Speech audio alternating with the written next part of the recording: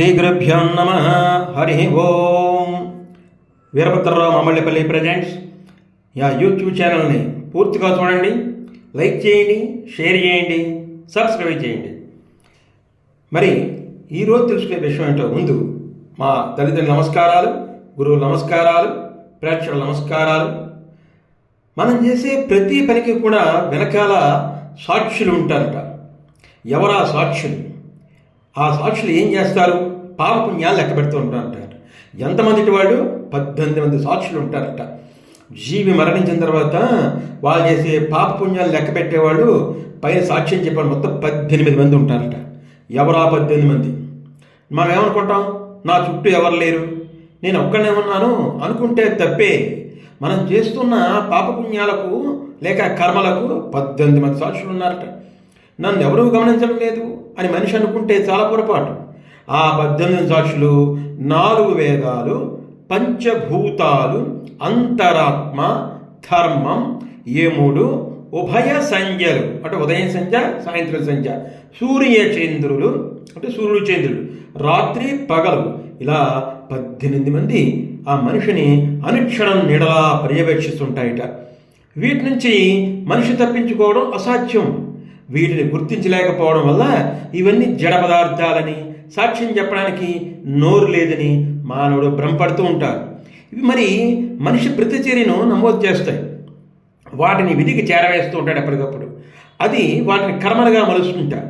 మంచి పనులైతే సత్కర్మలుగా మలుస్తుంది, చెడ్డ పనులైతే దుష్కర్మలుగా మలుస్తుంటారు. మరి వేటి ఫలితాలు వాటికి ఉంటాయి. చెడ్డ పనులు చేస్తే చెడ్డ ఫలితాలు, మంచి పనులు చేస్తే మంచి ఫలితాలు ఉంటాయి. అవి ఏవో తర్వాత జన్మలోనే ఎప్పుడో ఫలితాలు ఇస్తే అనుకోవద్దు. ఒక్కసారి ఈ జన్మలోనే అమలు చేయబడవచ్చు. ఇది సృష్టి పరిణామక్రమం. అంతరాత్మ మనం చేసే పని మంచిదా చెడ్డదా అనేది ఎప్పటికప్పుడు చెప్తూ ఉంటుంది. కానీ ఆవేశంతో, కోపంతో విచక్షణ కోల్పోయి వ్యక్తి అంతరాత్మ సలహాలు తీసిపారేస్తుంటాడు. ఒక్కసారి అంతరాత్మ నిలదీస్తే పశ్చాత్తాపంతో, సిగ్గుతో తలదించుకుంటాడు. కానీ ఈ విషయం మనం ఎవరికి చెప్పం. కాబట్టి అంతరాత్మ అనుభవపూర్వకంగా నిజమైనప్పుడు మిగతా 17 కూడా నిజమైన గ్రహించాలి. నీ అంతరాత్మ నిజం చెప్తోందా లేదా?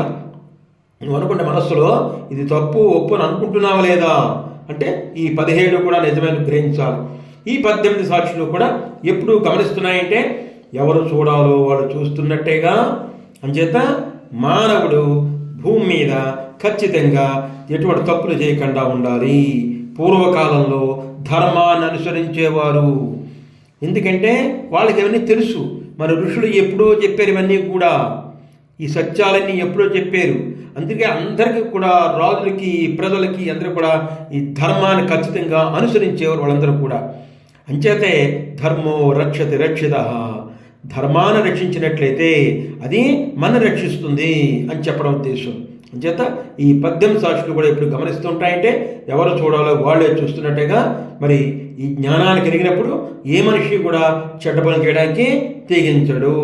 అంచేత అందరూ కూడా మంచి పనులు ఏం చేయాలి? మంచి పనులు చేస్తున్నట్లయితే అతను కూడా మంచి ఫలితాలు పొందుతాడు, మంచి జీవితాన్ని అనుభవిస్తాడు, సుఖశాంతులతో ఉంటాడు. ధర్మో రక్షతే రక్షిత. అంచేత ఈ వెనకాలన ఈ 18 సాక్షులను కూడా మనం గ్రహించి వాళ్ళ పర్యవేక్షణలో ఇవన్నీ జరుగుతూ ఉంటాయి. కాబట్టి ఏ తప్పు చేయకుండా మనిషి సన్మార్గంలో నడవాలని చెప్పి చెప్పడం జరుగుతుంది. నా వీడియోని పూర్తిగా చూడండి, లైక్ చేయండి, షేర్ చేయండి, సబ్స్క్రైబ్ చేయండి. వీరభద్రరావు మామిళ్ళపల్లి ప్రజెంట్స్.